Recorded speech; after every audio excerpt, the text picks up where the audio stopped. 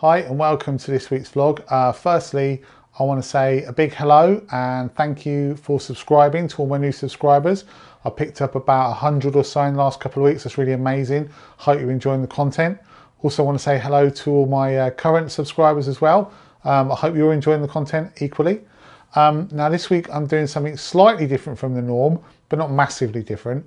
It's not like I'm not doing photography and I'm suddenly doing like trapeze or something. It's give it a go. Anyway, so I've been on Instagram over the last few weeks and I've noticed that like literally the whole world and his dog seems to have new cameras at the moment, whether it's a Nikon Z7 or a Canon EOS R or a Fuji X-T3. They're just popping up everywhere. You just see them, everyone's got a new camera. So I thought, do you know what?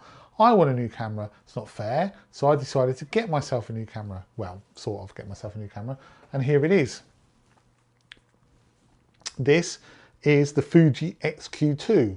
Now it's new to me, but it's not exactly new. I'll tell you the story behind this. Basically, my mother-in-law Lynn has had this sitting in her cabinet for about the last 18 months since her father Richard sadly passed away. Now Richard was a really good photographer himself, took a lot of very good macro shots, even though he was actually partially sighted and had been for most of his life. It's quite remarkable really, remarkable man. So yeah, he had this in his possession when he passed away, and Lynn kindly offered it to me, and I've been looking for a smaller camera than my DSLR to go and do a bit of street photography with, but I was thinking more along the lines of something like a Sony a6000 or a Fuji X-T20. But when Lynn said, "Oh, could you make use of this?" I was like, "Yeah, definitely. I'll definitely give it a go." Now it's a compact camera. It's a fixed lens. It's 12 megapixels. It shoots RAW, which is good. It's got all the functions on top that you'd associate with a mirrorless or a DSLR camera. So you've got aperture priority, shutter priority, program mode, manual, customizable. It's got filters on it. The lens itself, it's a zoom lens, optical zoom lens, from the equivalent of 25 up to the equivalent of 100 millimeters. At 25 millimeters, it shoots at f1.8 wide open, and at 100 millimeters, it shoots at f4.9 wide open. So yeah, I'm looking forward to it. It's lightweight, it's going to fit in my pocket, which is really cool. So what I thought was, seeing as I've got hold of this, I thought I might go and see if I can travel light and do a bit of street photography with it, and just see how the images on this compare to the images on my DSLR. Now the only thing is, I just need to work out a good location. How about Cambridge? Why don't we give that a try, seeing as I'm here? Okay, let's do that. So I'm here with my little Fuji XQ2 and not a lot else actually in terms of vlogging and photography. In terms of photography, that's it, just that little camera. In terms of vlogging, I've got which is my little GoPro on a selfie stick, and I've got my phone in my pocket, which I use for a bit of B-roll. No gimbal, no massive bags, no extra lenses, nothing, just me wandering around. I can fit everything comfortably into my coat pockets and I don't look like such a photographer.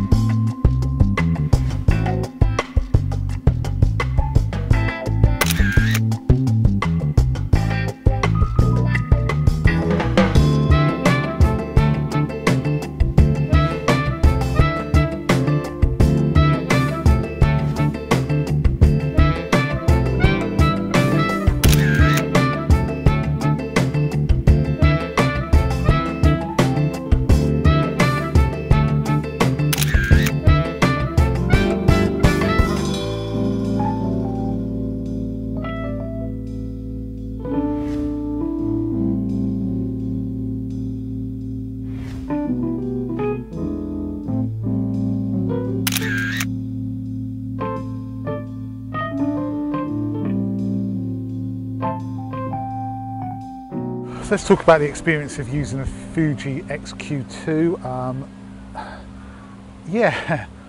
It was interesting because it's very inconspicuous, it's very small. It's not the fastest in terms of autofocus. Yeah, it's okay. It's also not massively easy to compose the images because all I had was the screen to look at. So it was a bit awkward in terms of that as well, but it's very, very light, very small, very inconspicuous. People just thought I was a tourist. They didn't really pay any attention to me. They didn't really care what I was doing.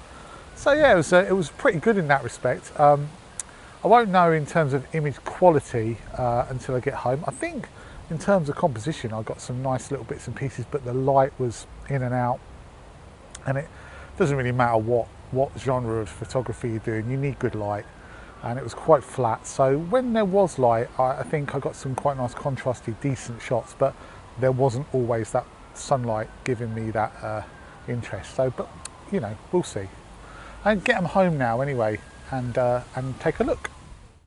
Well, I hope you enjoyed that little section there, that little segment, even the music, which was a bit dodgy, but I hope you enjoyed that.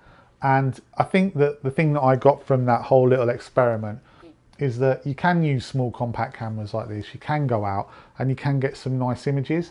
I mean, they've got their limitations for sure. The two or three things that I found a bit difficult about them, or about that one in particular, was the fact that it doesn't have a viewfinder, and so that, combined with the fact that I struggled a bit with the focus point and also with the zoom, the electronic zoom, I found that I was missing certain elements on the corners of the frame because I wasn't paying enough attention. Because normally when I've got it through a viewfinder, I'm very still and I'm doing everything with my fingers, whereas with this, I found I was doing this and then I was sort of looking, oh, hang on a minute, I need to do that, and oh, I've got to move that. And I was kind of, when I was recomposing, I wasn't quite getting it right, and then I may miss that optimal moment for the shot. But the images that I got, technically I thought were perfectly fine, 12 megapixels. They were raw files, they were perfectly workable. And yeah, I felt that if I'd have taken the same images on the 5D, put them side by side, unless you look really hard, you probably wouldn't be able to tell the difference.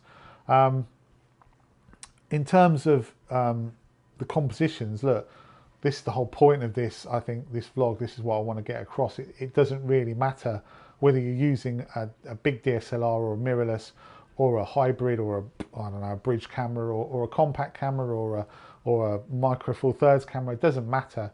The most important weapon in your arsenal is behind your eyes. It's your brain, and it's the way that you look for a composition and the way that you see your light and the way that you get all of that. It doesn't matter what camera you're using, and you could go out and buy the world's most expensive camera, but it isn't going to take better pictures for you because you take the pictures. You're using it as a tool to take the pictures. Don't necessarily invest in a lot of expensive gear. Invest in a lot of time in going out and taking those images. So go out, take lots of images, just get yourself better and better and better by practice. Lots and lots of practice, and do that. Anyway, that's it for this week. I really hope that you enjoyed the video. I want to say thank you very much for watching. I really appreciate it. I want to say also again, thank you to all the new subscribers. Thank you to all of my existing subscribers as well. It's very much appreciated. Your support is very much appreciated. If you haven't subscribed and you want to, then please feel free. If you like this video and you want to give it a thumbs up, then, you know, again, please feel free.